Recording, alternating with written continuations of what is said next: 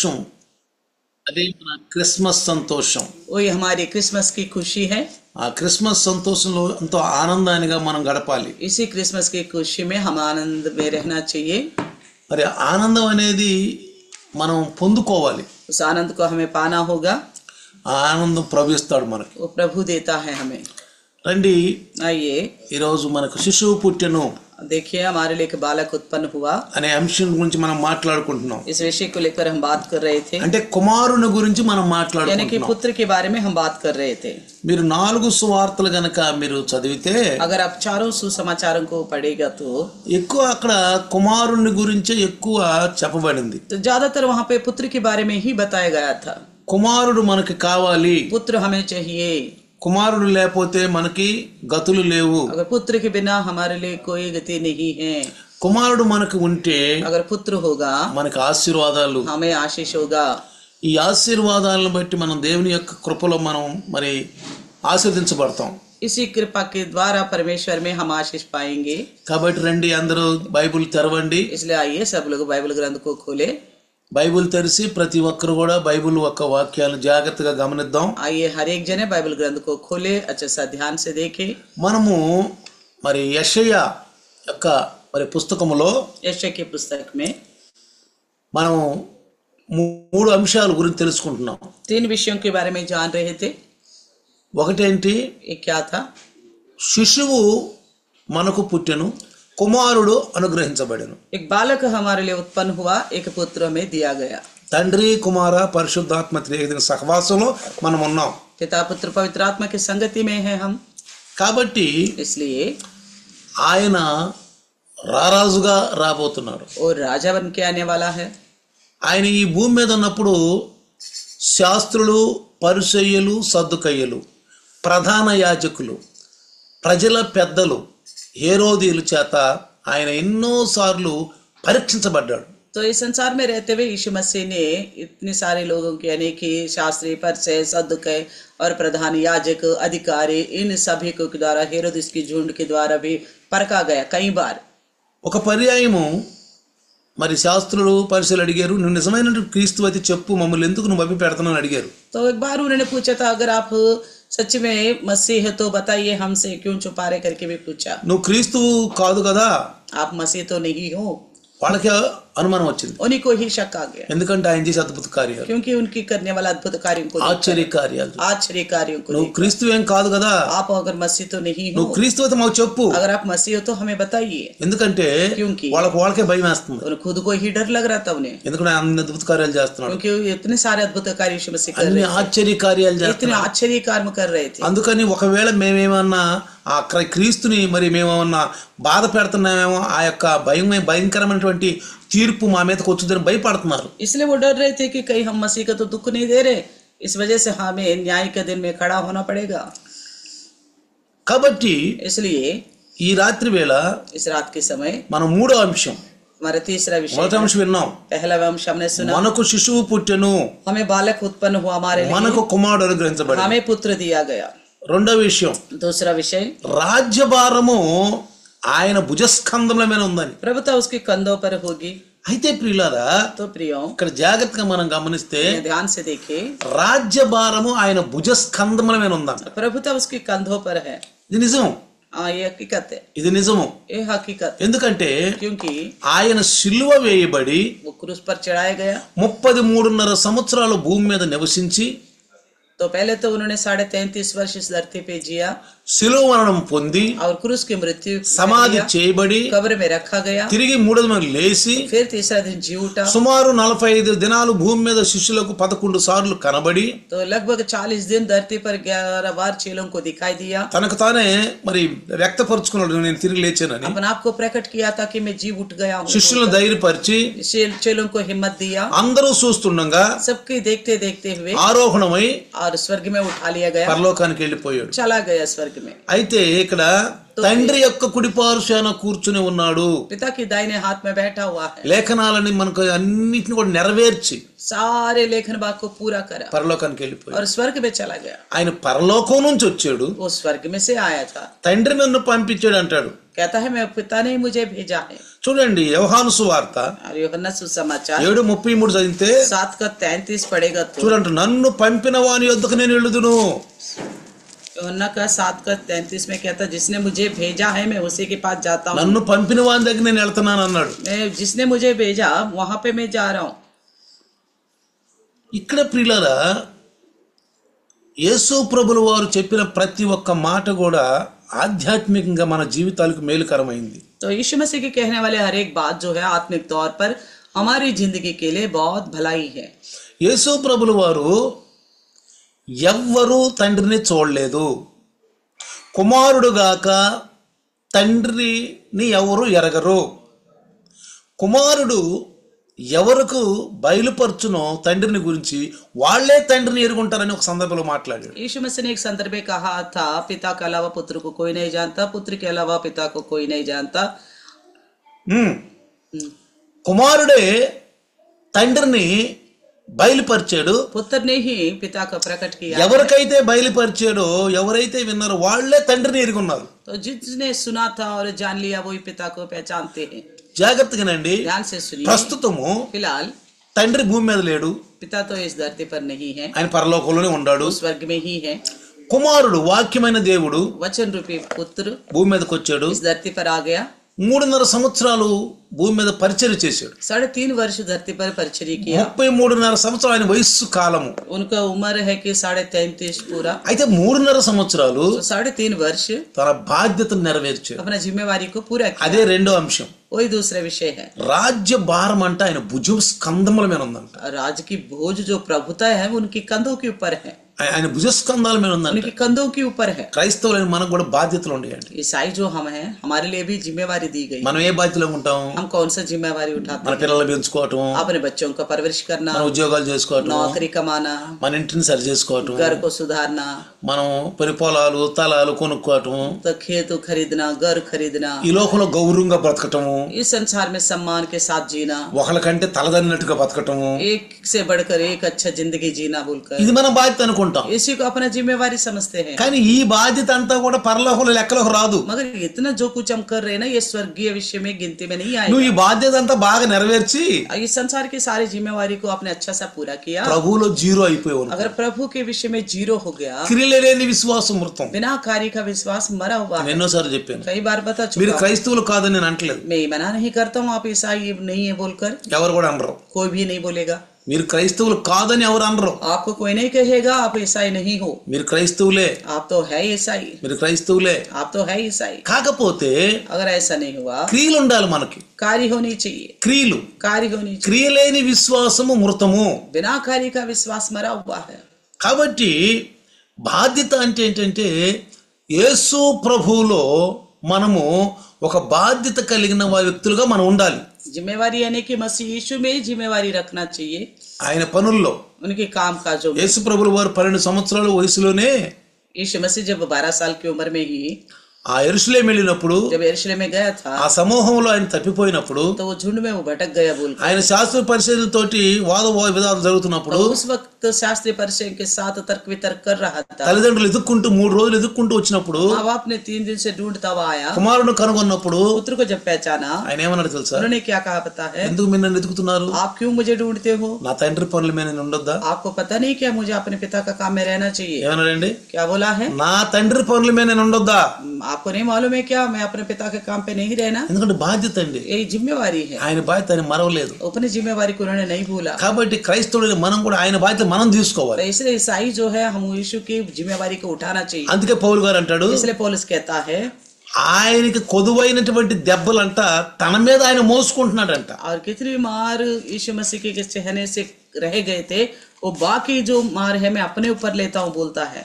కాబట్టి इसलिए ఆయన యొక్క శ్రమలలో నేను పాలు పంపులు పొందుతున్నాను కాబట్టి ఆయన పునరుద్ధానంలో నేను పాలు పంపుతున్నా నాకు నిశ్చిత ఉందని చెప్పి ధైర్యంగా చెప్పాడు. तो हिम्मत से कहता है मैं उनकी क्लेश में सहभागी होता हूँ तो उनकी पुनरुद्धान में भी सहभागी होता हूँ। చూసారా? देखा ఆయన శ్రమల్లో మనం పాలిగా భాగస్తులు లేకపోతే ఆయన పునరుద్ధానంలో మనం పాలి భాగస్తులు. अगर उनकी क्लेश में सहभागी हम नहीं हुआ, पुनरुद्धान में भी नहीं हो सकते फिर सहभागी. కొంతమంది క్రైస్తవులు అన్నారు అనుకో, कुछ ईसाई बोलते हैं, అయ్యా నువ్వు పడ్డ శ్రమలు నాకొద్దు, आपने कितना क्लेश उठाया ऐसा तो मुझे नहीं चाहिए, నాకు నీ పునరుద్ధానం కావాలి, मुझे तो केवल आपके जैसा पुनरुद्धान चाहिए, నీ పరలోకం కావాలి आपकी स्वर्गराज चाहिए. అని మనం అన్నాం అనుకో. अगर ऐसा कहेंगे, ప్రభు ఏమంటాడు, प्रभु क्या कहेगा, అయితే నాకు నీకు పాలు పంపులు లేవు అంట. तो मुझसे तेरा कोई लेना देना नहीं है बोलेगा. పాలు పంపులు లేవు. कोई लेना देना नहीं है. కాబట్టి క్రైస్తవుడు అనేవాడు इसलिए ईसाई जो है వాక్యం విని वचन को सुने, వాక్యాన్ని గ్రహించి वचन को समझे, ఆ తండ్రి మహిమను మనకు అందించాలని యేసయ్యని గురించి మనం ఎక్కువ తెలుసుకోవాలి. तो पिता की महिमा जिस यीशु ने हम तक पहुंचाया है उसके बारे में ज्यादा से ज्यादा जानकारी ఇప్పుడు रखना. మూడో అంశం ఏంటంటే तीसरा विषय क्या है, ఆయన గుణగణ లక్షణాలు उनकी लक्षण, जो गुण की लक्षण के बारे में ఎన్ని ఉన్నాయంటే कितना है कि సో జాగ్రత్తగా విందాం. ध्यान से ఆయన ఆశ్చర్యకరుడు అంట, वो तो अद्भुत युक्ति करने वाला ఆలోచనకర్త అంట, और युक्ति करने वाला है, బలవంతుడైన దేవుడు, पराक्रमी परमेश्वर, నిత్యుడకు తండ్రి, अनंत काल का पिता, సమాధానకర్త అయిన అధిపతి. शांति का राजकुमार. చూడండి గుణ లక్షణాలు. उनके गुण की लक्षण, ఆయన శిశువుగా పుట్టి वो बालक के रूप में उत्पन्न हुआ, కుమారుడుగా, మనుష్య కుమారుడు, దైవ కుమారుడు అంటే దేవుని కుమారుడు, దావీదు కుమారుడు, రాజకుమారుడు, పెండ్లి కుమారుడు. तो वो मनुष्य के रूप में तो पैदा हो गया, वो परमेश्वर का पुत्र, मनुष्य का पुत्र, दाऊद का पुत्र और दुल्हा, దావీదు కుమారుడు, दाऊद का पुत्र, రాజకుమారుడు, राज का पुत्र, మనుష్య కుమారుడు. मनुष्य का पुत्र. చూసారా, देखा, పెండ్లి కుమారుడు, और दुल्हा, పెండ్లి కుమారుడుగా రాబోతున్నాడు. दुल्हा बनकर आने वाला है. మరి పెండ్లి కుమార్తె तो दुल्हन యేసులో రక్షించబడినటువంటి నీతిమంతులు. जो यीशु मसीह में उद्धार पाए हैं वो धर्मी. పెళ్లి చేసుకునే వాళ్ళు కూడా చెడ్డ ప్రవర్తన కలిగి మనం పెళ్లి చేసుకోరండి. तो संसार में शादी करने वाले भी जो बुरी चाल रखते हैं उनसे रिश्ता नहीं जोड़ते. ఎవరిని చేసుకుంటారు? किससे रिश्ता जोड़ते हैं? క్యారెక్టర్ మంచిగా ఉన్న వాళ్ళే చేసుకుంటారు. जिनकी चरित्र सही होगा उन्हीं से ही शादी करते हैं. క్యారెక్టర్ మంచిగా ఉంటే వాళ్ళనే చేసుకుంటారు, క్యారెక్టర్ లేని వాళ్ళు చేసుకోరు. जिनकी चरित्र ठीक नहीं तो उनसे कोई शादी नहीं करता. అట్లాగానే इसी प्रकार యేసు ప్రభు కూడా यीशु मसीह भी రేపు ప్రత్యక్షమైనప్పుడంట जब प्रकट होगा, యోహాను గారు తన పత్రికలు రాస్తాడు, यीशु मसीह यूहन्ना अपना पत्रिका में लिखता ఆయన है, ప్రత్యక్షమైనప్పుడు ఆయన ఉన్నట్టుగానే చూస్తా ఉంటాం. तो जैसे वो प्रकट होगा जैसा वे है वैसा ही उनको देखेंगे बोलता है. అట్లానే చూస్తామంట. हम ऐसा ही देखेंगे बोलता है. మనం ఎత్తబడేటప్పుడు అట్లనే కనపడతాం. हम भी जब उठा लिए जाएंगे तो तब वैसा ही दिखेगा. ప్రపంచం అంతా చూస్తుంది పగలైతే. पूरा दुनिया देखेगा. పగలైతే दिन होगा तो ప్రపంచం అంతా చూస్తుంది. पूरा दुनिया देखेगा. మనం పరలోకానికి వెళ్ళేటప్పుడు हम स्वर्ग में जब उठा ఆయన लिए మేఘాల మీదకి వస్తాడు. वो बादलों में आएगा. ఆయన మేఘాల మీదకి వచ్చి बादलों में आएगा తన దూతలు అంట ఈ భూమి మీద దిగుతారంట. तो उनके दूत जो है इस पृथ्वी पर उतरेंगे. ఆయన దూతలు ఈ భూమి మీదకి దిగి इस धरती पर उतर कर ఓ ప్రపంచం ఆ కోణం నుండి ఈ కోణం వరకు నీతిమంతులందరిని తీసుకుని వెళ్ళిపోతారు. दुनिया भर से चारों कोनों से सभी धर्मियों को इकट्ठा करके लेके जाए. కుమారుడు గురించి మనం తెలుసుకుంటేనే నిజమైన క్రిస్మస్. अगर पुत्र के बारे में हम अच्छी तरह जानकारी रखते हैं तभी सच्ची क्रिसमस है. కుమారుని తెలవకుండా కుమారుడు పరిశుద్ధ మనలో లేకపోతే ఈ క్రిస్మస్ చేసినా అది చేయనట్టు లెక్కే. तो अगर पुत्र के बारे में नहीं पता है और फिर भी हम क्रिसमस बना रहे तो वो कोई फायदा नहीं है. క్రిస్మస్ అంటే ఏంది? క్రీస్తు ఆరాధన. क्रिसमस यानी कि मसीह की आराधना. ఆయన పుట్టాడని, वो पैदा हो गया. ఆయన పుట్టినరోజుని తెలుపుకుని उनके जन्मदिन के अवसर पर ఈ లోకంలో మరి ధనవంతులు, బాగా ఉన్నవాళ్ళు, లక్షాధికారులు, మరి కరోడుపతులు వాళ్ళ యొక్క పిల్లల పుట్టినరోజులు ఇంకా కుక్క పిల్లల పుట్టినరోజు కూడా చేస్తున్నారు.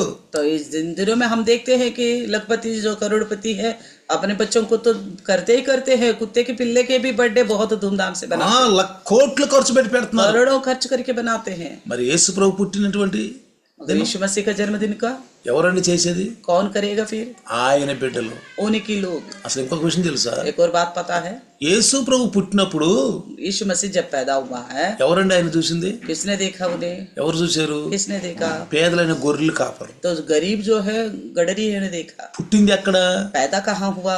పేద వంశంలో. तो गरीब के वंश में. ధనవంతుల ఇళ్లలో పుట్ల. धनवान के घर में नहीं पैदा हुआ. నేను అనుకుంటున్నాను కొన్నిసార్లు मैं सोचता था कई बार ధనవంతుల ఇళ్లలో పుడితే పేదలకి సువార్త అందేది కాదేమో. अगर धनवान के घर में यीशु मसीह पैदा होता शायद सुसमाचार गरीबों को नहीं मिलता. ఎందుకని? क्यों? ధనవంతులు చెప్పరు, धनवान तो बताएगा नहीं, వాళ్ళే ఆనందపడతారు. वो अपने आप में ही आनंद रखते हैं. అందుకని इसलिए ఆయన పేదల గృహంలో పుట్టాడు. वो गरीबों के घर में पैदा हुआ, అందుకే పేదలు ప్రచారం చేశారు, इसलिए गरीबों ने प्रचार किया ఓ యేసు ప్రభు మా కుటుంబంలో పుట్టాడు. यीशु मसीह हमारे परिवार में पैदा हुआ बोलकर. కాబట్టి इसलिए ఇక్కడ మనం జాగ్రత్తగా గమనిస్తే देखिए यहाँ पर ఈ రోజు ఆయన గుణగణ లక్షణాలు మనం జాగ్రత్తగా కనుగొందాం. उनके गुण की लक्षणों को लेकर अच्छी तरह समझेंगे. ఒకటి, पहला, ఆశ్చర్యకరుడు. अद्भुत कार्य करने वाला. రండి, ఆశ్చర్యకరుడు. अद्भुत कार्य పాత करने, నిబంధన గ్రంథములోను దేవుడు ఎన్నో ఆశ్చర్య కార్యాలు చేశాడు.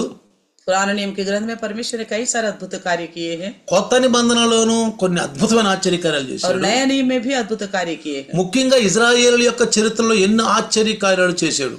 और खास करके इजराइल के इतिहास में तो कई सारे आश्चर्य कर्म किए. ఆయన సువార్త అందిస్తున్నప్పుడు అనేక మంది ఆశ్చర్య కార్యాలు చూశారు. तो जब वो यीशु मसीह सुसमाचार सुना रहे थे उस वक्त कईयों ने आश्चर्य कर्मों को देखा. మత్తయి సువార్త 7వ అధ్యాయము मत्ती के 7वें अध्याय 28వ వచనం కనుక మనం చదివితే 7 की 28 अगर पढ़ेगा तो యేసు ఈ మాటలు చెప్పి ముగించినప్పుడు జనసమూహంలో ఆయనకు బోధకు ఆశ్చర్యపడిరి.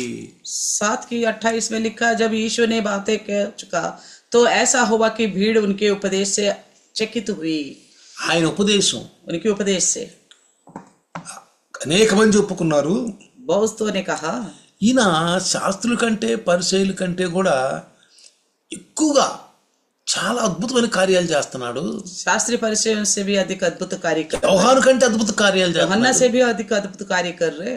ఈయన చేస్తున్న కార్యాలు ఇంతవరకు ఎవరు చేయలేదు. इनके समान और किसी ने नहीं किया. ఆయన గురించి గుంపులు గుంపులుగా సమూహాలు చెప్పుకున్నారు. तो उनके बारे में लोग झुंड झुंड बन बनकर बातें कर रहे थे. ఇంత ఆశ్చర్యకాలం ఎప్పుడూ చూడలేదన్నారు. इतने आश्चर्य कर्म हमने कभी नहीं देखा.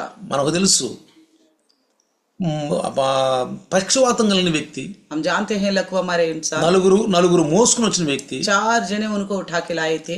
యేసు ప్రభు నీ పాపాలు క్షమించబడిన నీ పొరుపెత్తుని నిలమనప్పుడు ఆయన గంతులేసి తన పొరుపెత్తును పరిగెత్తాడు. यीशु मसीह ने कहा था तुम्हारे पाप क्षमा कर दी गई, तुम चले जाओ, तुम्हें चंगा हो गए बोल रहे थे. वो उछलते हुए कूदते हुए चला गए चंगाई पाने. చూసిన వాళ్ళు ఏమనుకున్నారు తెలుసా? देखने वाला ने क्या सोचा पता है? ఈ దినాల్లో ఇలాంటి అద్భుత కార్యాలు మనం చూస్తున్నాం. इन दिनों में हम ऐसा अद्भुत कार्यों को देख रहे. అసలు ఇజ్రాయేలీలో ఇంత అద్భుత కార్యాలు ఇంతవరకు మనం చూడలేదు. इजराइल में ऐसा अद्भुत कार्य आज तक हमने नहीं देखा, ఇంతవరకు మనం చూడలేదు. अभी तक नहीं देखा. చూడండి ప్రియులారా, देखिए प्रिय, మరి ఆయన ఆశ్చర్యకరుడు గాక మరి ఎవరండి? फिर तो वो कौन है जो अद्भुत कार्य नहीं करने वाला ही है ना. మనకు శిశువు పుట్టెను, हमें बालक दिया गया, మనకు కుమారుడు అనుగ్రహించబడెను. पुत्र दिया गया है. ఆయన ఆశ్చర్యకరుడు, वो अद्भुत कार्य करने वाला, ఆలోచనకర్త, अद्भुत युक्ति करने वाला, బలవంతుడైన దేవుడు, तो पराक्रमी परमेश्वर, నిత్యులకు తండ్రి, अनंत काल का पिता సమాధానకర్త అధిపతి. और शांति का राजकुमार. పిల్లవాడు పెరిగి పెద్దవాడు కూడా కాలేదు, बच्चे अभी बड़ा भी नहीं ఇంకా हुआ పుట్టలేదు. और पैदा भी नहीं हुआ. అలాంటి వ్యక్తి గురించి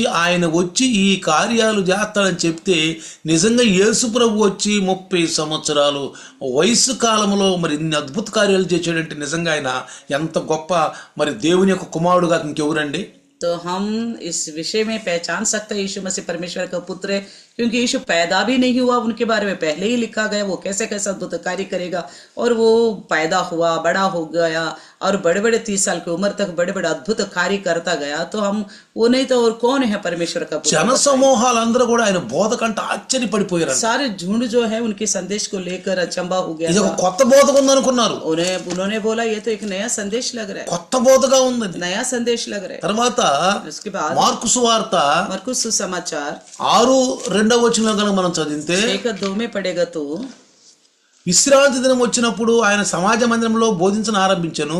అనేకులు ఆయన బోధ విని ఆశ్చర్యపడి ఈ సంగతులు ఇతనికి ఎక్కడి నుండి వచ్చెను, ఇతనికి ఇవ్వబడిన ఈ జ్ఞానం ఎట్టిది, ఇతని చేతుల వలన ఇట్టి అద్భుతములు చేయబడుచున్నవే ఇదేమి అనుకున్నారు. तो मरकुस 6:2 वचन में शब्द का दिन वे आराधनालय में उपदेश करने लगा और बहुत से लोग सुनकर चकित हुए और कहने लगे इसको ये बातें कहाँ से आ गई, ये कौन सा ज्ञान है जो उसको दिया गया है, कैसे सामर्थ्य के काम इसके हाथों से प्रकट होता है. దీన్ని బట్టి మనకి ఏమర్థమవుతుందంటే इससे हमें क्या समझ में आता है? ఆ దినాలలో యేసు ప్రభు అంటే చాలా మంది తెలుసు మంచి బోధకుడు అని. उन दिनों में मसीह यीशु को लेकर कई सारे लोग जानते होंगे अच्छे संदेशक. లేకపోతే అప్పుడు ఆరాధనాలయంలో సమాజ మందిరంలో ఉండేవరండి ఇజ్రాయేలీలు కదా, యాజకులు కదా.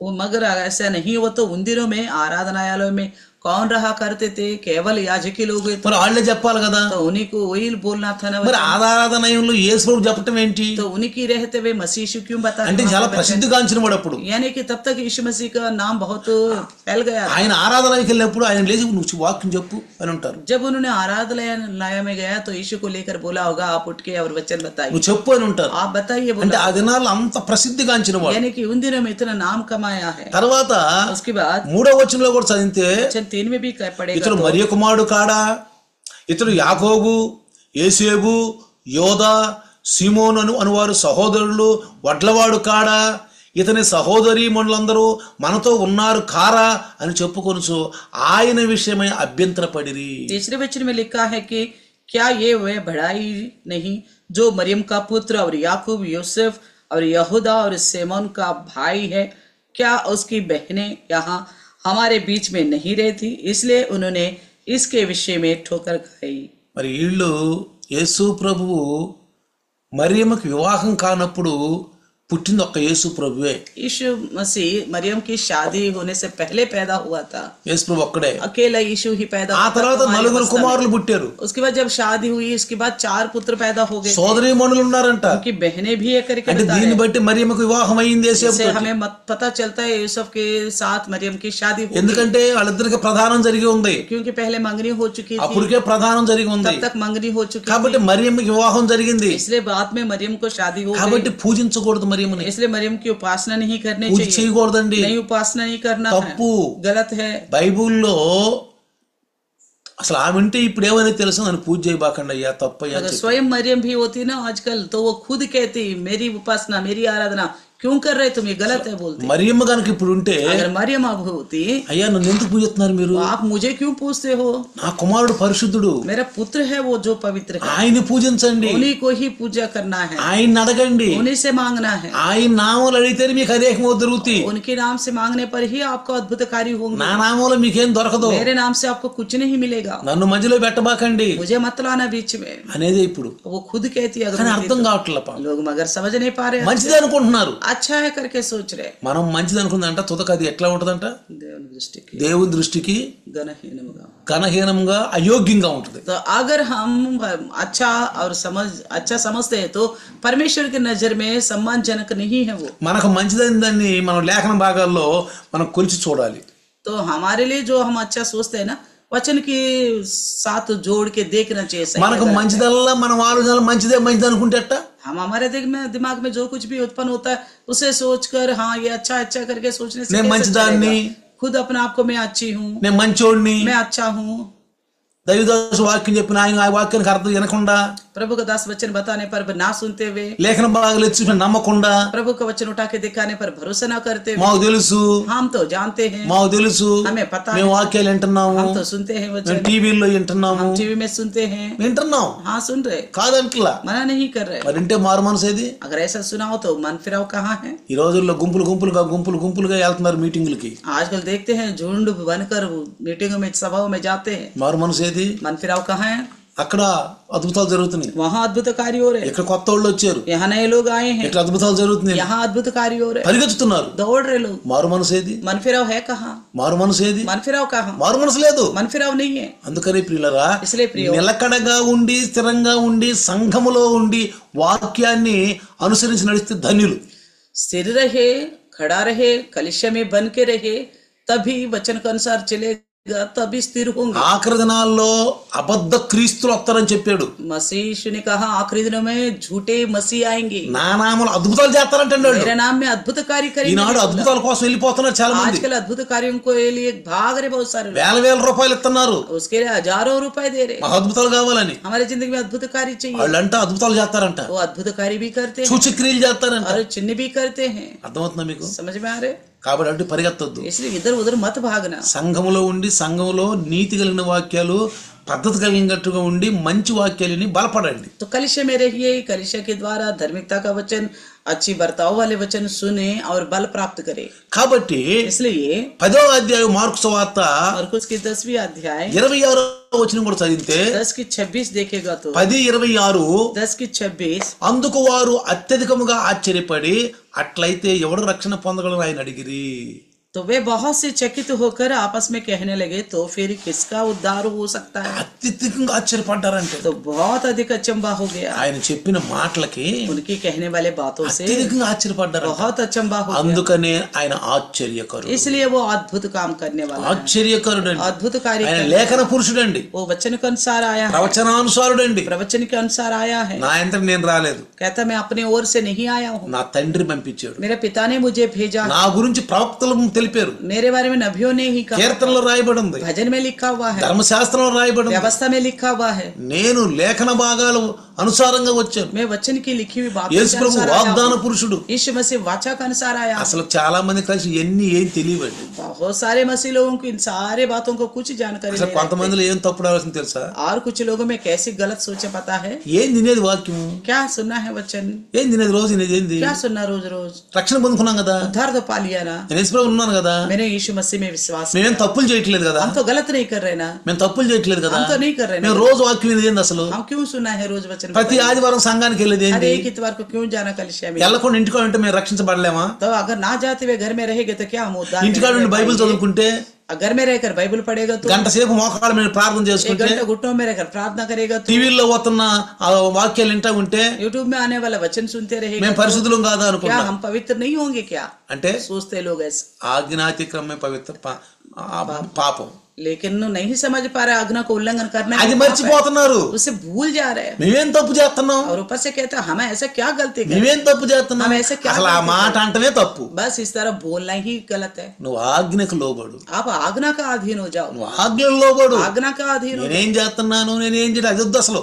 मैं क्या गलती कर रहा हूँ, मैं क्या कर रहा हूँ करके मत बोलना बिल्कुल। ఇదంతా తెలియకుండా ये सब कुछ ना जानते हुए నేను క్రిస్మస్ చేస్తున్నాను. मैं क्रिसमस అసలు క్రిస్మస్ రోజు చూడండి, आखिरी क्रिसमस का दिन में देखिए ఎక్కడెక్కడ ఉన్న ఉద్యోగస్తులు అందరూ ఇళ్ళకి వెళ్తారండి. तो जगह जगह जो नौकरी में दूर दूर गए ना वो सब अपना गांव चले जाते हैं, ఇళ్ళకి వెళ్ళి घर जाकर బంధువులతో పాటు చేసుకుంటారండి. रिश्तेदारों के साथ बनाते हैं। ఏంది బంధువులతో పాటు చేసుకునేది? रिश्तेदारी के साथ क्या बनाना है? సంఘంతో చేసుకోవాలి, कलिशा के साथ बनाना है, బంధువులతో కాదు. रिश्तेदारी के ఇది साथ బంధువుల యొక్క క్రిస్మస్ కాదు. नहीं। ये रिश्तेदारों का क्रिसमस नहीं है। చికెన్ వండుకోవటము, चिकन बनाना, చక్కని చక్కని పక్కవానలు వండుకోవటము, अच्छे अच्छे पकवान పిండి बनाना, వంటలు వండుకోవటము, पकवान बनाना, కొత్త కొత్త బట్టలు తెచ్చుకోవటము, नए नए कपड़े पहनना, బంధుమిత్రులతోటి, रिश्तेदारों के साथ, తల్లిదండ్రులతోటి, माँ बाप के साथ, అన్నదమ్ములతోటి, भाई बहनों के అక్క साथ, చెల్లెళ్ళతోటి, बहनों के साथ, పాత స్నేహితులతోటి पुराने मित्रगणों के साथ డెక్కలు పెట్టుకొని डक लगाकर, ప్రతి ఇంటికి 10 మంది కూడుకుని हर घर में 10 लोग इकट्ठा होकर డెక్కలు పెట్టుకొని डक लगाते हैं, పాటలు పెట్టుకొని गीत लगाते हैं, డాన్సులు వేసుకుంటా नाचते रहते हैं। క్రిస్మస్ చేస్తున్నారు.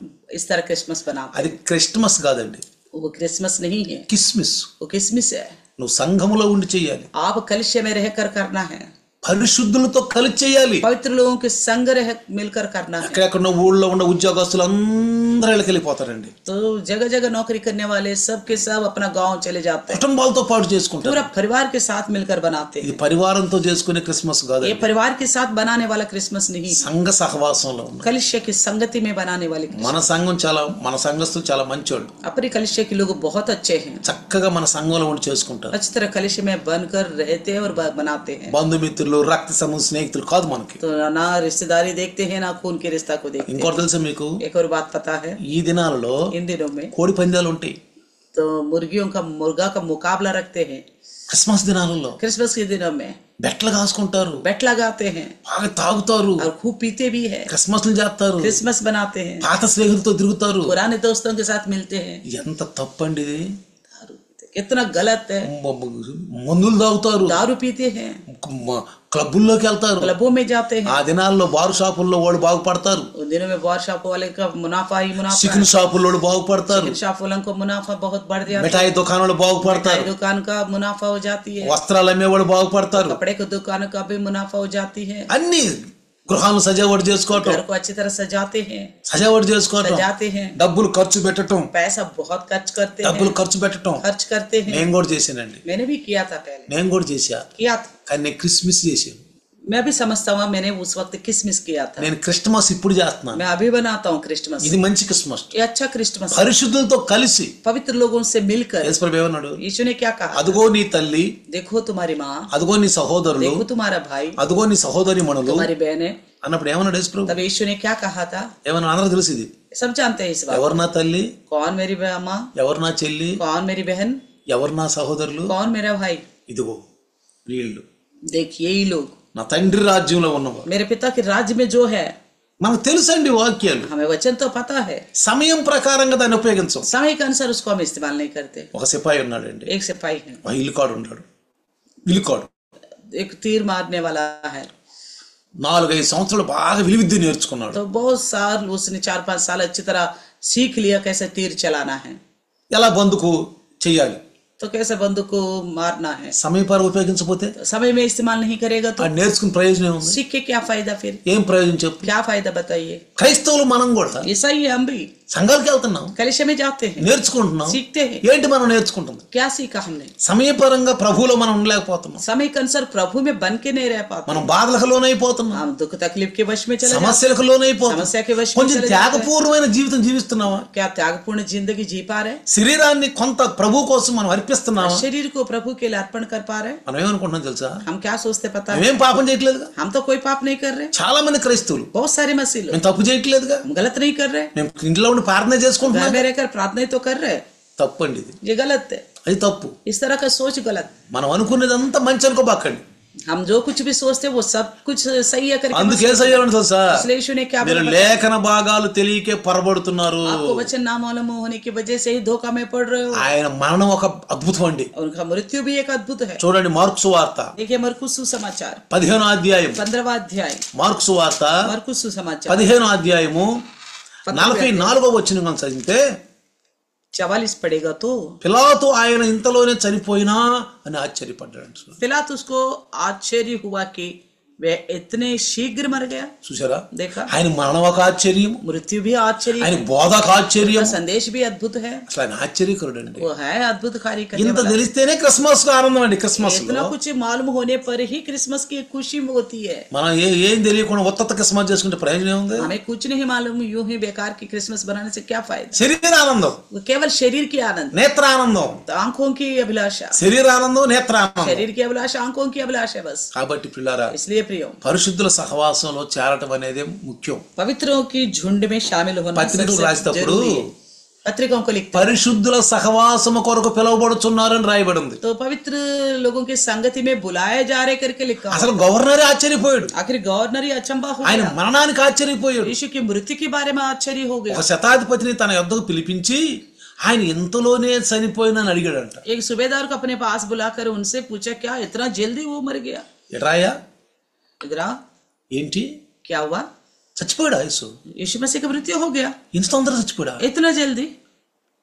ఆశ్చర్యపోయాడు. अच्छा आश्चर्य हो गया वो. అసలు పెద్ద ముద్రేసాడండి. तो बहुत मोहर लगाया उसने. ఈలో ఏ పాపం లేదు, इनके अंदर कोई दोष नहीं है. నేనే పాపం కనిపెట్టలేదు. इनके अंदर कोई नई दोष नहीं पाया. కపటంతో పట్టించారు, ये लोग कपट से पकड़वाया. కపటంతో పట్టించారు. कपट से पकड़वाया. చూసారా పిల్లలు? देखा प्रियो, ఆయన ఆశ్చర్యుడు కాక ఇంకేమిటండి? वो आश्चर्य कार्य करने वाला नहीं तो और क्या है. రెండు ఆలోచనకర్త, तो दूसरे जो है अद्भुत युक्ति करने, ఆలోచనకర్త. अच्छी युक्ति దీన్ని करने ఎవరి वाला. ఆలోచనలో తీసుకొని ఎవరి ఆలోచనలో చెప్పలేదండి. ये किसी और की युक्ति को लेकर नहीं बताया. ఈ ఆలోచన నాయి కాదు, ये मेरा नहीं है, ఇతరుల ఆలోచన చెబుతున్నాను. दूसरे की सोच को ఆయన लेकर बता रहा हूँ. స్వయంభవుడు అండి. वो स्वयं है, स्वयं भव. ఆయన స్వయంభవుడు. वो स्वयं भव. స్వయంభవుడు అంటే అర్థం ఏంటి? स्वयं भव यानी कि తనకు తానే अपने రాజు, ओर से ही, తనకు తానే अपने ओर से ही అద్వితీయ కుమారుడు. अद्वितीय पुत्र, ప్రభువగు యెహోవా అద్వితీయ దేవుడు. प्रभु यहोवा अद्वितीय परमेश्वर. అద్వితీయం అంటే ఏం తెలుసా? अद्वितीय यानी कि రెండో వాడు కాకుండా మొదటి వాడు అని అర్థం. दूसरा नहीं है, पहला उठा है.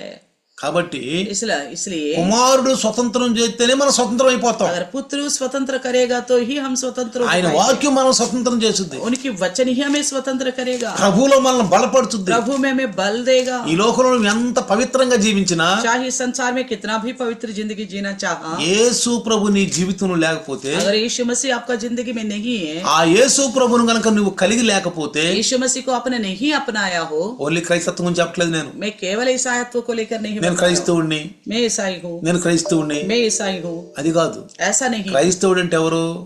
ईसाई का मतलब कौन है? పరిశుద్ధుడు, पवित्र है, నీతిమంతుడు, धर्मी है, వాక్యానికి లోబడిన వాడు, वचन का अधीन होने वाला है, కష్టాలని దుఃఖాలను ఎదిరించిన వాడు, कष्ट और क्लेश का सामने करने वाला, త్యాగపూరితమైన జీవితాన్ని అనుభవించిన వాడు. त्यागपूर्ण जिंदगी जीने वाला है. చూడండి, ఆయన देखिएगा, ఆలోచనకర్త. अद्भुत युक्ति करने वाला. యెషయా 11వ అధ్యాయము, यशायाह की 11 अध्याय 11వ అధ్యాయము 11 अध्याय రెండవ వచనం కనుక మనం చదివితే दूसरा वचन पढ़ेगा तो 11 రెండవ వచనం 11 का యెహోవా ఆత్మ జ్ఞాన వివేకములకు ఆధారముగా ఆత్మ, ఆలోచన బలములకు ఆధారముగా ఆత్మ, తెలివిని యెహోవా భయభక్తులు పుట్టించు ఆత్మ అతని మీద నిలుచును. 11 का 2 यशायाह यहोवा का आत्मा बुद्धि और समझ का आत्मा, युक्ति और पराक्रम का आत्मा और ज्ञान और यहोवा का भय का आत्मा उस पर ठहरा रहेगा. ఎవరి మీద? किसके ऊपर? ఎవరి మీద అండి? किसके ऊपर? క్రీస్తు మీద. मसीह के ऊपर. క్రీస్తు మీద. मसीह के ऊपर. మూడో వచనం మనం చదివితే तीसरा वचन पढ़ेगा. యెహోవా భయం అతనికి ఇంపై సువాసనగా ఉండును. और उसको यहोवा का भय सुगंध सा भाएगा. దేవుని యొక్క భయభక్తులతో పెరిగాడండి. परमेश्वर का भय से वो बड़ा हुआ है. దేవుని మీద భయభక్తులు కలిగి ఉండాలి. परमेश्वर के प्रति भय रखना चाहिए. క్రీస్తుని ప్రభుగా అంగీకరించిన వాడు मसीह को प्रभु के रूप में जो अंगीकार किए ఈ हैं, లోకంలో నుంచి మనం బయటికి రావాలి. तो वो सब के सब इस संसार से बाहर आना होगा. ఐగుప్తు నుంచి ఇజ్రాయెల్ బయటకు వచ్చినప్పుడు जैसे मिस्र से इजरायली बाहर आए थे, లోకంలో ఉంటూ లోకంతో కలిసి ఉండకూడదు. మనం हम संसार में रहते हुए संसार के साथ मिलके नहीं रहना. లోకంతో కలిసి ఉండకూడదు. संसार से मिलके नहीं रहना है. కాబట్టి లోకంతో కలిసి అనుకోండి, అది ఆత్మీయ వ్యభిచారం అంటున్నారు. अगर हम संसार से मिलके रहेंगे तो हमारे लिए कहता है वो आत्मिक व्यभिचार है. చూడండి, देखिए యెషయా यशायाह की पुस्तक 28 28 अध्याय 29వ వచనం చదివితే 28 का 29 पड़ेगा तो జనులు సైన్యములకు అధిపతి యెహోవా చేత దానిని నేర్చుకొందురు, ఆశ్చర్యమైన ఆలోచనయు అధిక బుద్ధి అనుగ్రహించువాడు ఆయనే. तो यशायाह का 28 का 29 में लिखा है, ये भी सेनाओं का यहोवा की ओर से नियुक्त हुआ है, वे अद्भुत युक्ति वाला और महाबुद्धिमान है. ఎవరంట? कौन है? బుద్ధిమాన్ అంటండి. महाबुद्धिमान है. ఆశ్చర్యమైన ఆలోచన శక్తియు బుద్ధి అనుగ్రహించువాడు. अद्भुत युक्ति वाला है और महान बुद्धिमान है. యాకోబు ఏమన్నాడు? याकूब ने क्या कहा? ఎవరికన్నా క్రీస్తులోకి వచ్చి నాకు బుద్ధి తక్కువగా ఉంటే, तो मसीह में जो आया, अगर वो कहते हैं मेरे पास बुद्धि की कमी है, బుద్ధి తక్కువగా ఉంటే बुद्धि की कमी है, ఆయన అడిగితే బుద్ధి ఇస్తాడు. तो बुद्धि मांगो, उनसे वो देगा. గద్దించకుండా ధారాళంగా ఇస్తాడు. तो किसी को भी ना डांटते हुए बड़ी धाराल रूप से देगा. క్రైస్తులు అనేవాడికి जो मसीह में है వివేకం ఉండాలి, तो समझ होनी चाहिए, మనస్సాక్షి ఉండాలి. मन की गवाही होनी चाहिए. అర్థమవుతుందా? समझ में आ रहे? వివేకం ఉండాలి, समझ होनी चाहिए, మనస్సాక్షి ఉండాలి. मन की गवाही होनी ఈ चाहिए. మాట నేను మాట్లాడకూడదు. मैं इस प्रकार की बात मुझे नहीं बोलनी चाहिए. ఇలాంటి వాళ్ళతో స్నేహం చేయకూడదు. ऐसे लोगों से दोस्ती नहीं करनी चाहिए. ఇలాంటి సంగతులకు మనం ఉండకూడదు. ऐसे विषयों में हमें नहीं रहना ఇలాంటి चाहिए. చోట మనం ఉండకూడదు. ऐसी जगह हमें नहीं रहना దీనికి चाहिए. వివేకం కావాలి, इसके लिए हमें समझ की आवश्यकता है, బుద్ధి కావాలి. बुद्धि की आवश्यकता है, వివేకం ఇచ్చే ఆత్మ. समझ देने वाली आत्मा. ఏమాత్మ అంట? कौन सी आत्मा? వివేకం ఇచ్చే ఆత్మ. समझ देने वाली आत्मा. ఇప్పుడు ఈనాడు మన క్రైస్తవులకు వివేకం లేక, బుద్ధి లేక, జ్ఞానం లేక, దేవుని భయభక్తులు లేక క్రైస్తవులు ఇచ్చలవిడిగా పాపం చేస్తున్నారండి. आजकल हमारी ईसाई लोग बिना बुद्धि के, बिना ज्ञान के, बिना समझ के खुल्लम खुल्ला पाप कर रहे ईसाई लोग. అసలు క్రైస్తవుడు ఎక్కువ పాపం చేస్తున్నాడండి. आखिर हम देखते तो ईसाई ही ज्यादा पाप कर रहे हैं. క్రైస్తవ గృహాల్లో సమాధానం లేదండి. ईसाइयों के घर में समाधान नहीं है. సమాధానం ఉండలేదండి. समाधान नहीं है. ఎందుకంటే సాతానుడు ఎవరిని మిరుగుతున్నాను వస్తున్నాడు. तो शैतान क्योंकि किसे फाड़ डालू करके आता है. సమాధానం లేదు. समाधान नहीं रखते. ఆపస్సులో आपस में మేలుమిలాపు లేదు. आपस में मेल मिलाप नहीं, సమాధానం లేదు. समाधान नहीं है. సమాధానం కావాలి. इसलिए मेल मिलाप चाहिए. అన్ని జనులకు మన తేడా ఏంది? अन्य जाति का हमारे बीच में फर्क क्या है? మన కుటుంబాలు ఏదైనా సమస్యలు వచ్చి, हमारे घर में कोई समस्या आ गया, చిన్న చిన్న భేదాలు వస్తాయి. तो कोई छोटी छोटी विभिन्न अभिप्राय हो गया, వస్తాయండి. आएंगे तो है. శరీరంలో ఉన్నప్పుడు వస్తాయి. शरीर में रहते हुए आएगा ही. ఒకరికొకరు కోపాలు వస్తాయి. एक दूसरे के ऊपर गुस्सा आएगा. ఒకరికంటే ఒకరు కోపస్తులు అంటారు. एक के ऊपर एक गुस्सा वाला होंगे. ఆ సిచ్యువేషన్ లో నువ్వు కోపపడతావు, నేను అందరు కోపపడతారు. उस सिचुएशन में सभी गुस्सा करते हैं. కానీ బైబిల్ ఏమంటుంది తెలుసా? बाइबल क्या कहती है? వెంటనే పొద్దు పొడవక ముందే, పొద్దు కోక ముందే, रात होने से पहले ही టక్కన మల్లుకోవాలంట. तो तुरंत फिर पहले जैसा हो जाना है. జిద్దాత్మ ఉండకూడదు. जिद से नहीं रहना चाहिए. పట్టుదల ఉండకూడదు. जिद से नहीं रहना चाहिए. కొంతమంది తెలుసా, कुछ लोग पता है, వాళ్ళకే న్యూనత భావం కలిగి ఉంటది. तो अपने आप को ही तसल्ली यानी कि चिंता करते हैं. నాకెవరు లేరు, मेरे लिए कोई नहीं है, నా బ్రతికేంటి, मेरा जिंदगी क्या है, అసలు నేను అనాథని, मैं अनाथ हूँ, తను తాను అనుకుంటా ఉంటారు. अपने आप को सोचते हैं. అది కృంగ తీసుద్ది. तो इस तरह की सोच जो है हमें बिल्कुल खत्म ही कर देगा, నీ ఎముకల్ని తింటది. आपकी हड्डियों को खा लेगा ऐसा सोच। న్యూనతా భావం అంటారు దాన్ని. इसलिए अपना आप को इस तरह सोचना गलत है। నన్ను ఎవరు పట్టించుకోవట్లేదు, मुझे कोई ख्याल नहीं रखता, నా జీవితం ఏమైపోయిందో, मेरा जिंदगी क्या होगी। అసలు అంటే తనకు తానే సింపతి, अपने ऊपर ही सिंपति खाते हैं, వాళ్ళకే సింపతి. अपने ऊपर सिंपति खाते हैं, పగ పెంచుకుంటారు, गुस्सा को बढ़ा के रखते हैं, పగ పెంచుకుంటారు, गुस्सा को बढ़ाते हैं, శరీరాన్ని పాడు చేసుకుంటారు, शरीर को खराब कर देते हैं। అన్ని జనులు చేసుకుంటారు. तो अन्य जाति तो करेगा ऐसा।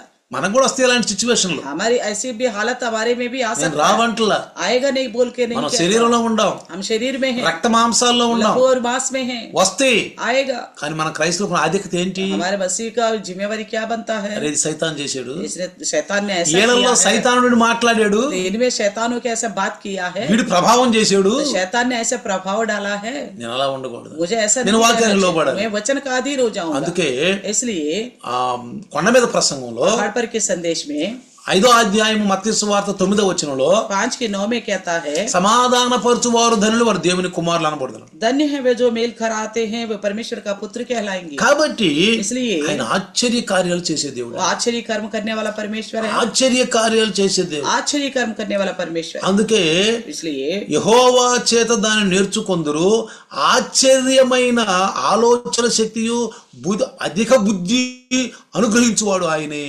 अधिक बुद्धि देने वाला परमेश्वर वही है, क्योंकि यहोवा ही सिखाता है हमें। 1వ కొరింథీయులకు పత్రిక రాసిన పత్రిక पहला कोरिन्थियों के लिखे 1:24లో చూస్తే 1:24 में देखिएगा तो అక్కడేమన్నాడు? क्या कहता है वहां पे? జ్ఞానము, బుద్ధి, శక్తి ఆయనేనంట. तो कहता है कि 1వ కొరింథీ पहला कोरिन्थी 1:24 में आखिर में लिखा है, 1:24లో मसीह परमेश्वर की सामर्थ्य और परमेश्वर का ज्ञान है। ఆయన యూదులకు ఆటంకముగాను అన్యజనులకు వెరితనముగా ఉన్నాడు, కానీ యూదులకేమి గ్రీకు దేశస్తులకేమి పిలువబడిన వారికే క్రీస్తు దేవుని శక్తియు దేవుని జ్ఞానమై ఉన్నాడు. परंतु जो बुलाए गए हैं, क्या यहूदी क्या यूनानी, उनके निकट मसीह परमेश्वर का सामर्थ्य और परमेश्वर का ज्ञान है। ఎవరండి? कौन? యేసు ప్రభు. यीशु मसीह। యేసు ప్రభు నమ్మని వాళ్ళకి జ్ఞానం ఎక్కడి నుంచి వచ్చింది? यीशु मसीह पर भरोसा ना करने वालों को ज्ञान कहाँ से आएगा? జ్ఞానం ఎక్కడి నుంచి వచ్చింది? कहाँ से आएगा ज्ञान? పుస్తకాల నుంచి వచ్చుద్దా? किताबों में से आएगा। మనిషి రాసినటువంటి చరిత్రల నుంచి వచ్చుద్దా? इतिहास जो इंसान लिखता है उसमें से मिलेगा क्या? రాజులు ఏలినటువంటి రాజులు రాజ్యాలు వెలిసిన వాళ్ళు వాళ్ళ జ్ఞానం తెలుసుకుంటే జ్ఞానం వచ్చుద్దా? जो राज्य किया है पहले दिनों में उनके बारे में जानने से ज्ञान मिलेगा क्या? అది ఎందుకు? ఉద్యోగం కోసం. అది वो केवल नौकरी कमाने के लिए है। నిన్ను అడుగుతాడు. आपसे बोलेगा। ఒకసారి ఒక అతను కలెక్టర్ ఇంటర్వ్యూకి వెళ్ళాడంట. एक व्यक्ति एक बार कलेक्टर के लिए इंटरव्यू में गया था। ఆ ఇంటర్వ్యూ ఏమని తెలుసా? उसमें क्या पूछा पता है? నువ్వు ఎక్కొచ్చినటువంటి మెట్లు ఎన్ని మెట్లు అడిగాడు. आपके जो सीढ़ी चढ़ के आए ना, कितने हैं पूरे सीढ़ी करके पूछा। వీడికి ఎందుకండి ఆ మెట్లు? तो सीढ़ी से उसे क्या करना बताइए? వీడికి ఎందుకు ఆ మెట్లు? उसे क्या करना सीढ़ी के बारे నువ్వు में? ఎన్ని మెట్లు ఎక్కొచ్చావో చెప్పు आप అన్నాడు. कितना सीढ़ी चढ़ के आ गए बताओ बोला। ఈయన తక్కువడా? ये भी कोई कम नहीं था। ఈయన తక్కువడా? ये भी कम नहीं था। ఈయన అన్నాడంట इन्होंने कहा 28 మెట్లు అన్నాడు. 28 से करके बोल दिए। ఎందుకని? क्यों? ఆడికి తెలుగు ఆ మెట్లు ఎన్నో. उसको भी पता नहीं कितना सीढ़ी था। ఆడు అడిగాడు అంతే. उसने बस यूं ही पूछा था। ఎందుకు ఉద్యోగాల కోసం అండి तो ఇవన్నీ? केवल ये नौकरी कमाने के लिए है, పరలోక రాజ్యానికి వెళ్తానికి కాదు. स्वर्गराज में जाने के लिए नहीं है। పుస్తకాల జ్ఞానం నిన్ను పరలోకానికి తీసుకెళ్తావు. किताब का ज्ञान आपको स्वर्गराज में नहीं ले మనిషి जाएगा। చరిత్రలు తెలుసుకున్నంత మాత్రం పరలోకానికి వెళ్ళరు. इंसान के इतिहास को जानने की वजह से स्वर्ग में नहीं जाएंगे। యేసు క్రీస్తు జ్ఞానం మనకు ఉండాలి. मसीह की ज्ञान हमारे पास होनी ఆయన चाहिए, బుద్ధి మనకు ఉండాలి. उनकी बुद्धि हमारे पास होनी తల चाहिए। నుంచి అరికాల వరకు ఆయన బుద్ధి జ్ఞానంతో నిండిపోయి ఉండాలి. सर से लेकर पैर तक उनकी समझ और ज्ञान से हम भरे रहना है। ఇంకోటి తెలుసా? एक और बात पता है? ధైర్యంగా ఉండాలి. हिम्मत से रहना है, ధైర్యంగా ఉండాలి. धैर्य से रहना పిరితనంగా ఉండకూడదు. है, डरपोक बन के नहीं रहना है। నిన్న నా చెయ్యి చేతిలో పెట్టి చెప్తాను. मैं अपनी छाती पे हाथ रख कर कहता हूँ, జాబ్ చేసినప్పుడు ధైర్యంగానే ఉండాలి. मैं नौकरी करते वक्त भी हिम्मत से रहा। నాకు ఇప్పుడు ఆశ్చర్యం వేసుద్ది. मुझे अभी अचंभा लगता है, ఎంత ధైర్యం ఇచ్చావు ప్రభు, प्रभु कितना धैर्य दिया आपने, ఎంత ధైర్యం ఇచ్చావు कितना ప్రభు. धैर्य दिया है। చూడండి పిల్లరా, देखिए प्रिय, పిరికి వారు దేవుని రాజ్య వారసులు గారు. डरपोक लोग प्रभु के राज्य के वारिस ना होंगे। చిన్నగా శరీరంలో ఏదైనా వస్తే భయపడతాం. तो शरीर में छोटी से विषय को तो हम डर जाते हैं। నీ విశ్వాసం ఏమైంది? फिर आपका विश्वास कहाँ నీ गया? భక్తి ఏమైంది? आपकी भक्ति कहाँ गया? ఏమన్నారు? आयब को क्या कहा? నీ భక్తి ఏముంది? आपकी भक्ति क्या है? నీ భక్తికి ధైర్యం పుట్టించదా? आपकी भक्ति आपको धैर्य नहीं ले आता।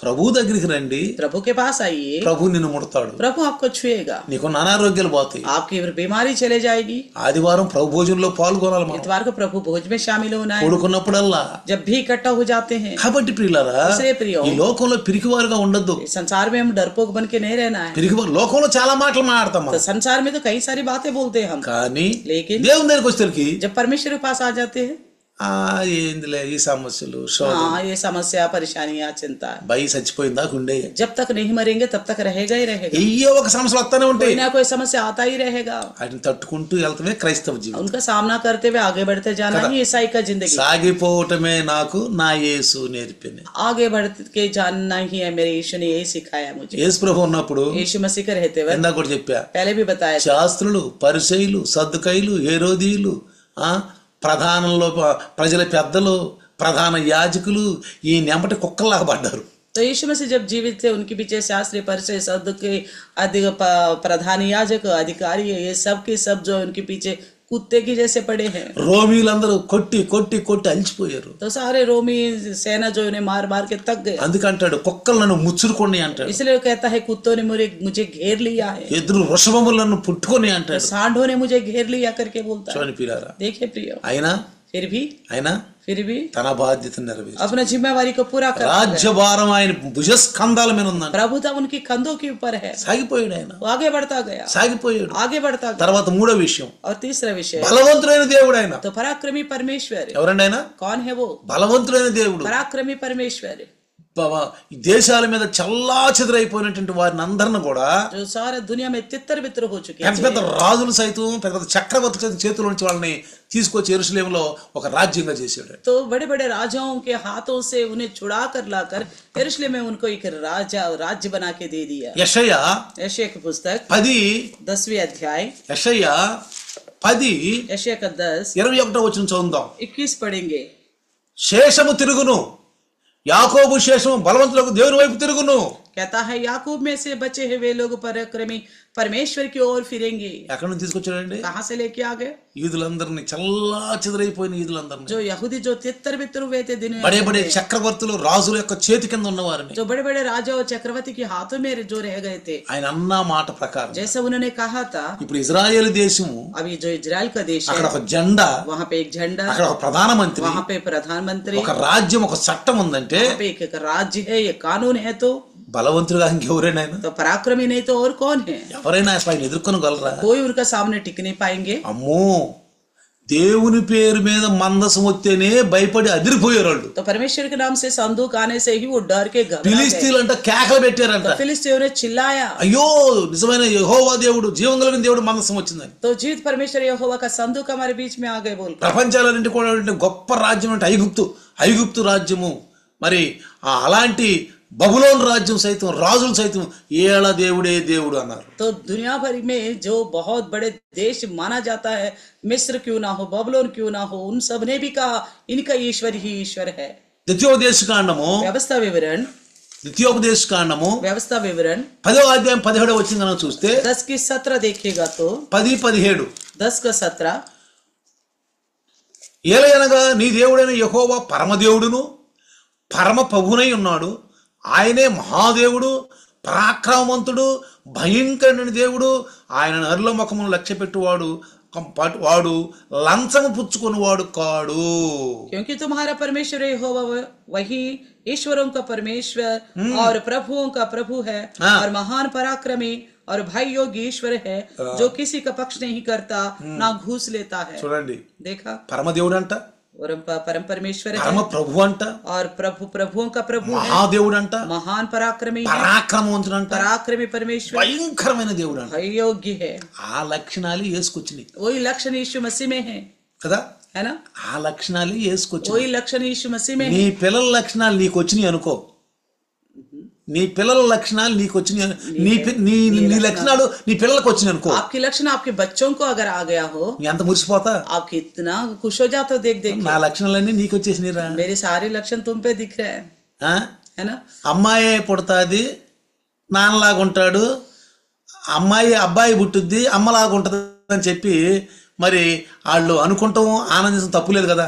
तो लड़का पैदा होगा माँ की तरह होगा, लड़की पैदा होगी बाप की तरह होगा करके सोचना खुश होना गलत नहीं है ना? నాలాగే ఉన్నారు, मेरे समान है। కాబట్టి తండ్రి లక్షణాలన్నీ కుమారుల్లో ఉండేవి. ये देखिए सारा पिता का लक्षण पुत्र के ఆయన గుణ లక్షణాలు, దేవుని యొక్క గుణ లక్షణాలు పుట్టు నిలుపుచ్చుకుని వచ్చాడండి. तो पुत्र जो है परमेश्वर का सारे लक्षण को लेकर पैदा हुआ। నెహమ్యా नेहमिया का पुस्तक, నెహమ్యా పుస్తకము नेहमिया का पुस्तक, 9వ అధ్యాయము नेहमिया का 9वें अध्याय, 9వ అధ్యాయము नेहमिया का 9, 32వ వచనం గనక మనం చదివితే तो 32वें वचन को पढ़ेगा तो చూడండి, ఆయనంట నెహమ్యా 9:32 नेहमिया का 9 का 32, ఆయన చేసిన నిబంధన నిలుపుచు కృపచూపునట్టి మహాపరాక్రమశాలి అయి భయంకరుడు మా దేవా.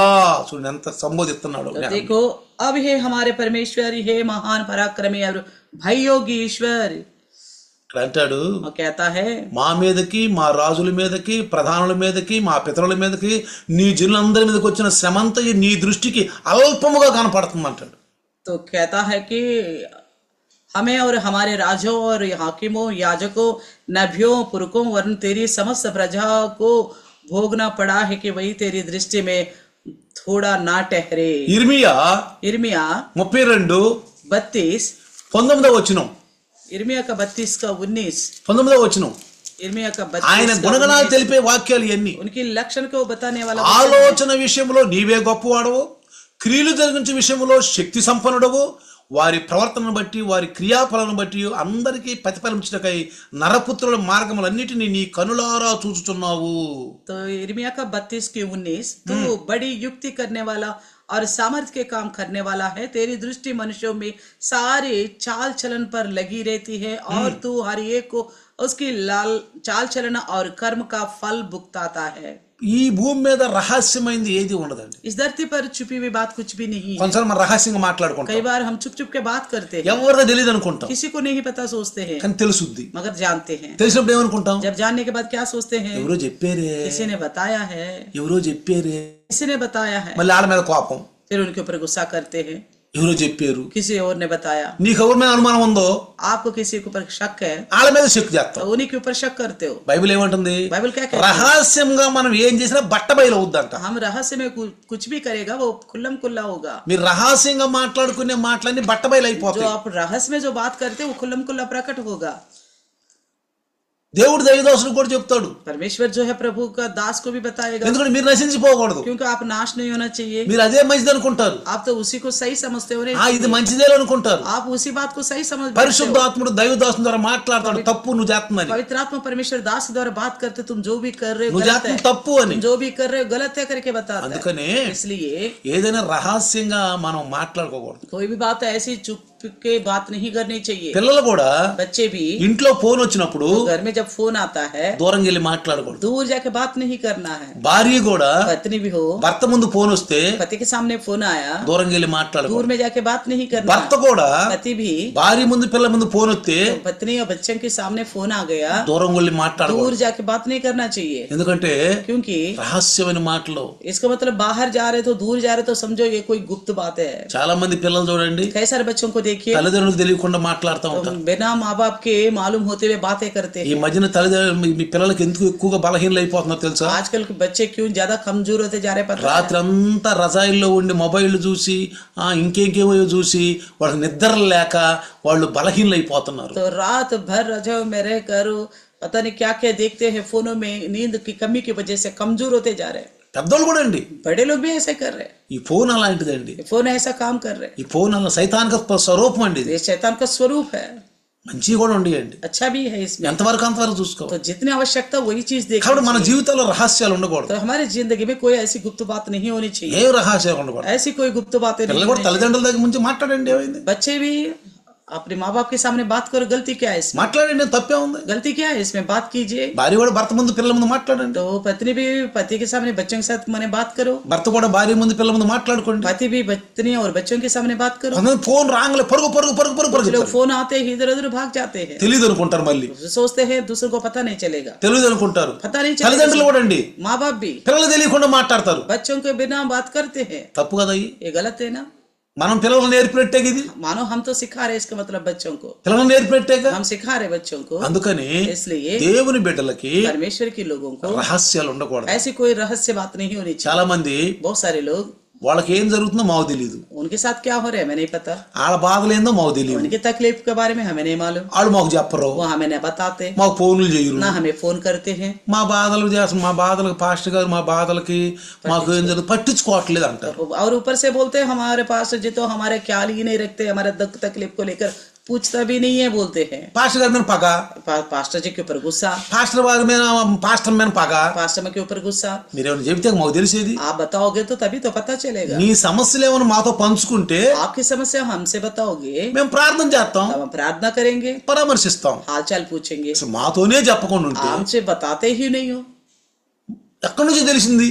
तो पता तो कहाँ से पता మళ్ళీ चला। ఒక మాట, एक और बात, ఎక్కడి నుంచి తెలిసింది? कहीं और से पता चल गया, ఎందుకు నువ్వు చెప్పొచ్చుగా. क्यों आप बता सकते हो ना, ఈ రహస్యాలు ఎందుకు అసలు? ऐसा रहस्य बात क्यों, మనం దేవుళ్ళలోకి రాకముందు ఉండి ఇవన్నీ, हम प्रभु में आने से पहले ऐसा विचार था, ఇప్పుడు మారు మనసు పొందేమా, आप तो हम मन फिराव किए हैं, ఎన్ని పోవాలి? ऐसा लक्षण सारा चले పాత जाना బూడిద, चाहिए। పాత చెప్పులు, పాత వస్త్రాలు ఇవన్నీ తగలబడిపోవాలి. तो पुराने कपड़े, पुराने राख, पुराने चप्पल सारे खत्म करना है। తర్వాత లక్షణం నిత్యుడకు తండ్రి. उसके बाद बोलता है अनंतकाल का पिता, ఇక్కడ యేసు క్రీస్తును ఆదిలో ఉన్న తండ్రి అని చెప్పబడుతుంది. ఇక్కడ यहाँ पे ये मसीह यीशु को लेकर कहता है जो आदि में जो पिता था ना वही करके बताया जाता है। యెషయా यशायाह के पुस्तक 63 అధ్యాయము 63 अध्याय 16వ వచనము. 63 की 16, యెషయా 63 यशायाह 63 16వ వచనం. 16वां वचन, 16వ వచనం. 16 वचन, మాకు తండ్రివి నీవే, అబ్రహాము మమ్ము ఎరుగకపోయినను, ఇజ్రాయేలు మమ్మను అంగీకరించకపోయినను, యెహోవా నీవే మా తండ్రివి, అనాది కాలం నుండి మా విమోచనకు నీవే. कहता निश्चय तू हमारा पिता है, यद्यपि अब्राहम हमें नहीं पहचानता और इजराइल हमें ग्रहण नहीं करता, हाँ। तो भी हे यहोवा तू हमारा पिता और हमारा छुड़ाने वाला है, प्राचीन काल से यही तेरा नाम है। నా నామం మార్పులేని నామం, मेरा नाम कभी नहीं बदलता, మార్పులేని నామం. कभी नहीं बदलता, నేను మార్పులేని వాడును, मैं ना बदलने वाला నిన్న परमेश्वर, నేడు ఏకరీతిగా ఉన్నవాడుని. कल और आज हमेशा एक सा रहने वाला हूँ। చూడండి देखिए యెషయా 64 यशायाह का 64 64 8వ వచనం చదివితే, 8वें वचन अगर पढ़ें, యెహోవా నీవే మాకు తండ్రివి, మేము జిగటమన్ను, నీవు మాకు కుమ్మరి వాడవు, మేమందరము నీ చేతి పని ఉన్నాము. तो भी ये होवा तू हमारा पिता है, देख हम तो मिट्टी है और तू हमारा कुम्हार है, हम सबके सब तेरे हाथ के काम हैं। యేసు ప్రభుని కుమారుని ఎందుకన్నా చెప్పండి? यीशु मसीह को पुत्र करके क्यों बोला बताइए? తండ్రి పంపించాడు కదా. क्योंकि पिता ने भेजा था इसलिए। నా తండ్రి అంటే నీ కుమారుడే.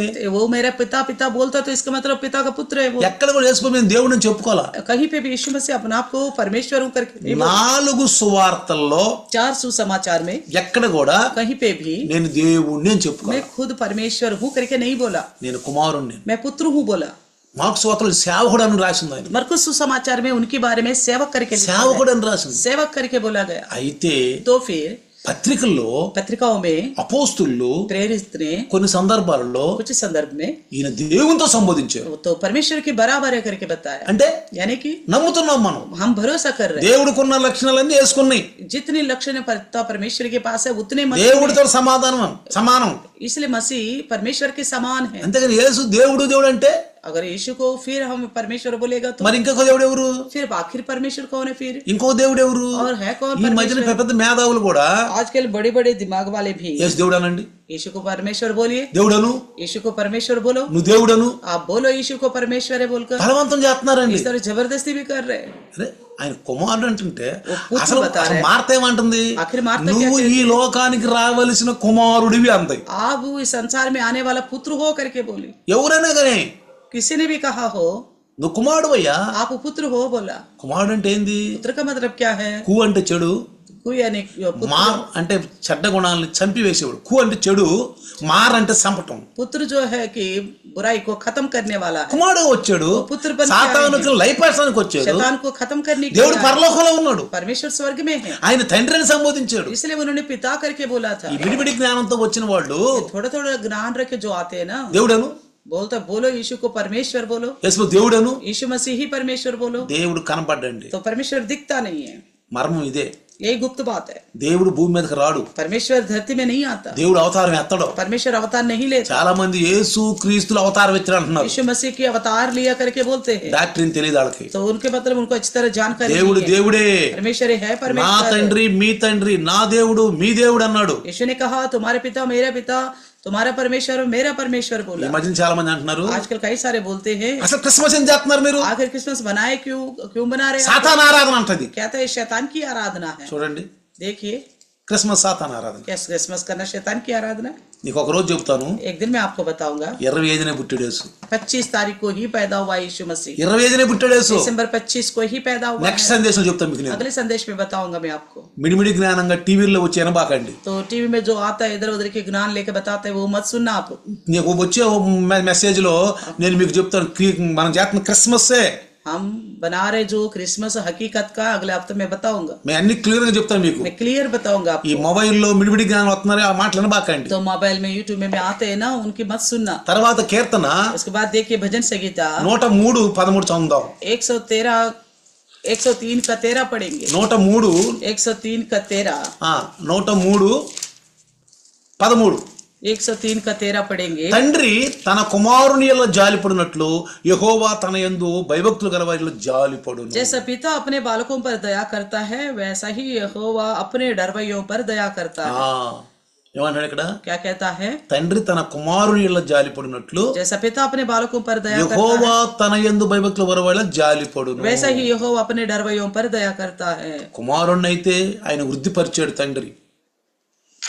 पिता ने पुत्र को ऊंचा किया है, వృద్ధిపరిచాడు. ऊंचा किया है। ఆయన నమ్ముకున్న వారిని కూడా వృద్ధిపరుస్తాడు. उनको जो भरोसा करेगा उनको भी परमेश्वर ऊंचा అందుకే ఒక रखेगा। సందర్భంలో ఒక మాట అన్నాడు, इसलिए यीशु ने एक संदर्भ में कहा తండ్రి నాలో, पिता मुझ में है, నేను తండ్రిలో, मैं पिता में हूँ, మేము మీలో.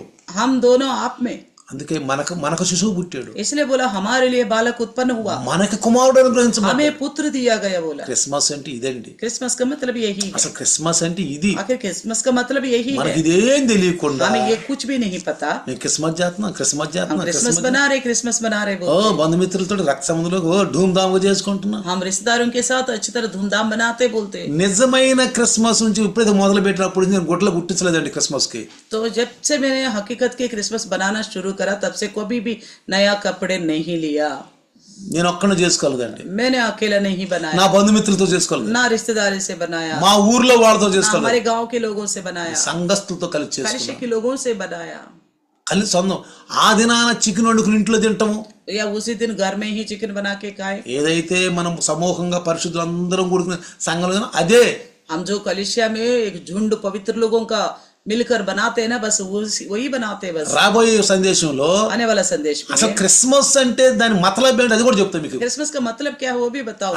అసలైన క్రిస్మస్ ఏందో असली क्रिसमस क्या है वो भी बताओ। ఆఖరగా आखिरी में సమాధానకర్త అయిన అధిపతి, तो मेल मिलाप का अधिपति, ఆయన గుణగణ లక్షణాలలో సమాధానకర్త అధిపతి.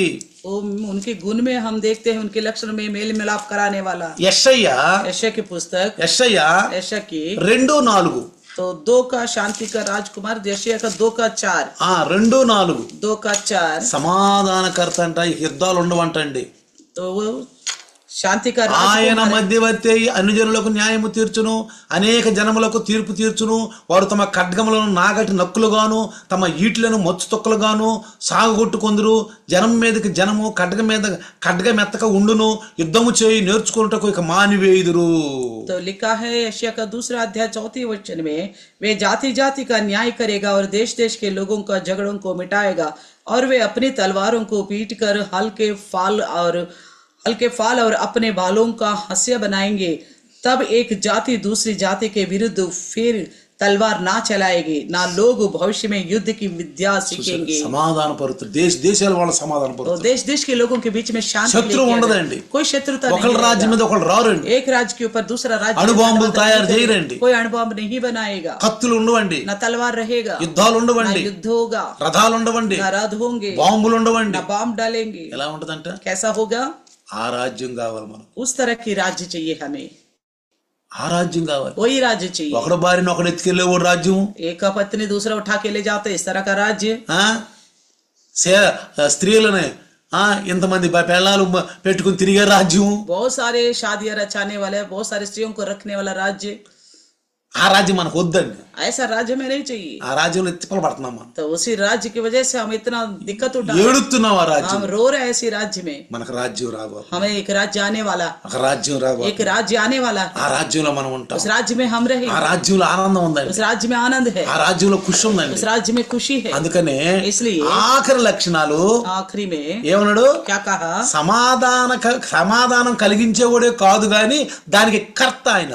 तो शांति देने वाला ही नहीं है, शांति देने वाला और करता है वो। సమాధానం కలిగించేవాడే కాదు, केवल शांति देने वाला ही नहीं, ఆ సమాధాన కర్త ఆయనే. उस समाधान शांति का करता वही అర్థమేంటి है। తెలుసా? इसका मतलब क्या है? ఈ లోకంలో ఎవ్వరు కూడా మధ్యవర్తులు సమాధానం కలిగించేవాళ్ళు లేరు. इस संसार में कोई भी बिचवाई शांति देने वाला नहीं है। నన్ను గురించి మాట్లాడుతూ ఒక పాస్టర్ అన్నాడు, మన పాస్టర్లో मेरे बारे में बात करते हुए एक पास्टर जी ने कहा था, బ్రదర్ గారిలో ఉన్న మంచి గుణం ఏం తెలుసా? ब्रदर जी के अंदर अच्छी गुण क्या है पता है? ఎవరన్నా శత్రువు ఉంటే వాళ్ళిద్దరిని సమాధానం तो పరుస్తాడు, कोई आपस में दो जने शत्रुता है तो उनको आपस में मेल कराता है, వాళ్ళిద్దరిని సమాధానం उन పరుస్తాడు, दोनों को मेल कराता है, వాళ్ళిద్దరి పట్ల ఒక అవగాహన తెస్తాడు. उन दोनों को एक अच्छी समझ में बैठ ले आता है। నాకు ఆనందం వేసింది. ये सुनकर मुझे अच्छा लगा। పాస్టర్ల ఆ గుణం నాలో ఉన్న గుణం వాళ్ళు గ్రహించారు, तो मेरे अंदर की उस लक्षण को उन्होंने पहचाना है, వాళ్ళు గ్రహించారు. उन्होंने पहचाना है। బెదరు జగడాలను ఆపేసేసి అటు శత్రువు నిడు శత్రువు కలిపి మధ్యవర్తి గుండి సమాధాన పరుస్తాడు.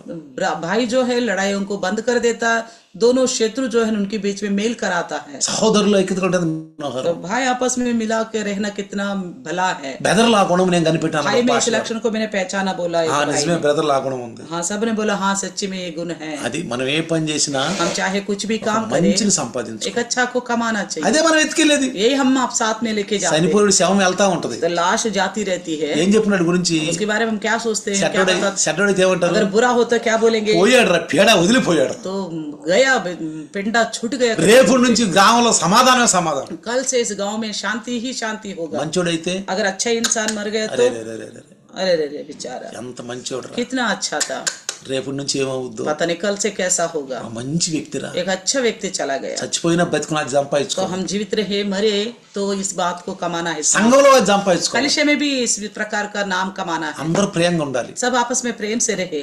ప్రభు ప్రేమను నేర్పాడు. प्रभु ने प्रेम दिखा మీరు सिखाया। ఒకటో యోహాను పత్రికలో చూస్తే पहला यूहन्ना पत्री देखो, 4వ అధ్యాయంలో ప్రేమను గురించి ఎక్కువ चौथी మాట్లాడాడు. अध्याय में पूरा प्रेम के बारे में ही बता। ప్రేమ లేనివాడు గణగణమో గంటే.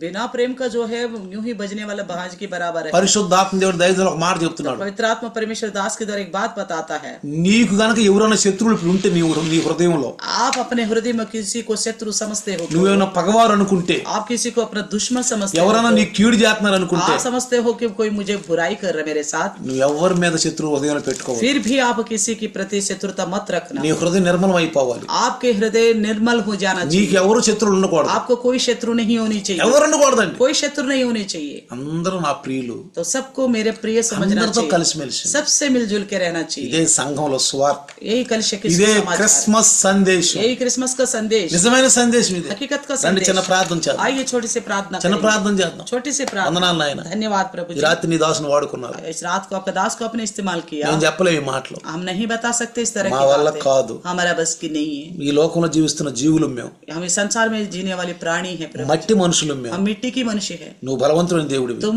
पराक्रमी परमेश्वर, మాకిచ్చిన సహాయకుని బట్టి వందనాలు. हमें दिया गया सहायक को लेकर పరిశుద్ధాత్ముడు సంఘాన్ని ప్రేమించి पवित्र आत्मा प्रभु कलिशा से प्रेम, సంఘానికి అధ్యక్షుడిగా ఉండి कलिशा का अध्यक्ष ठहरा, దైవదాసు నాలుకను పెదాలని హృదయాన్ని స్వరాన్ని తీసుకుని प्रभु के दास के होंठ के हृदय को कंठ को लेकर విశ్వాసులను బలపరుస్తున్నారు. विश्वासियों को बल देता है। ఎన్న వారందరూ जितनों ने सुना है విశేష జాగ్రత్త కలిగి बड़ी सामर्थ्य के साथ శత్రువు ఎత్తుకొని పోకుండా వాక్యాన్ని शत्रु के हाथ में ना रखे वचन को, ఆయన జయించాలి. उसे जीत सके, 100% పనిచేయాలి వాక్యం. 100 गुना वचन काम करने पाए। యేసు నామములో అడుగుచున్నాను తండ్రి. यीशु के नाम से मांगते हैं पिता, आमीन. आमीन। पिता परमेश्वर का प्यार, प्रभु यीशु मसीह का महान कृपा, पवित्र आत्मा का सहभागिता आज और कल युगोन युग तक सदा काल इम्मानुएल बनकर. आमीन। आमीन. అందరికీ వందనాలమ్మా. प्रेज द लॉर्ड सबको।